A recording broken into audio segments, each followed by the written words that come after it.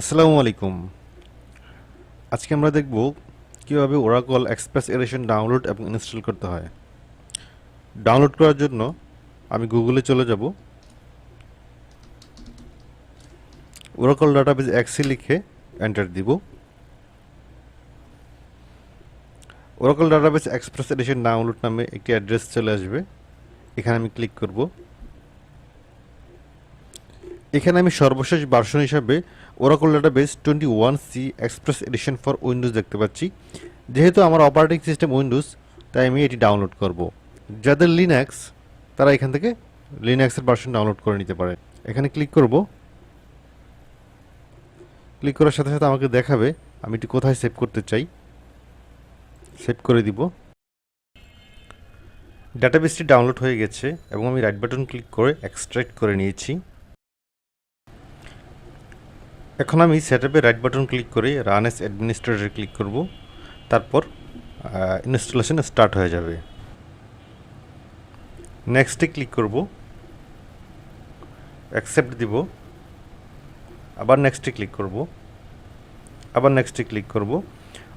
নেক্সটে ক্লিক করার আগে আমি যে ড্রাইভ ইনস্টল করব সে ড্রাইভটি দেখাই দিব। এখানে আমি চাইলে আমার পছন্দ মতো ইনস্টলেশন ডিরেক্টরি সেট করতে পারি। আমি ডি ড্রাইভে সেভ করছি, অর্থাৎ আমি ডি ড্রাইভে ডাটাবেসটি ইনস্টল করব। অ্যাপস নামে একটি ফোল্ডার তৈরি করে নিলাম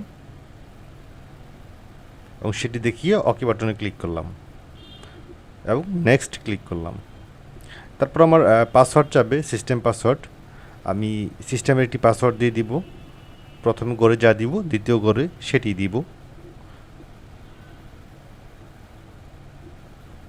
তারপর নেক্সট ক্লিক করব। তারপর ইনস্টল বাটনে ক্লিক করব।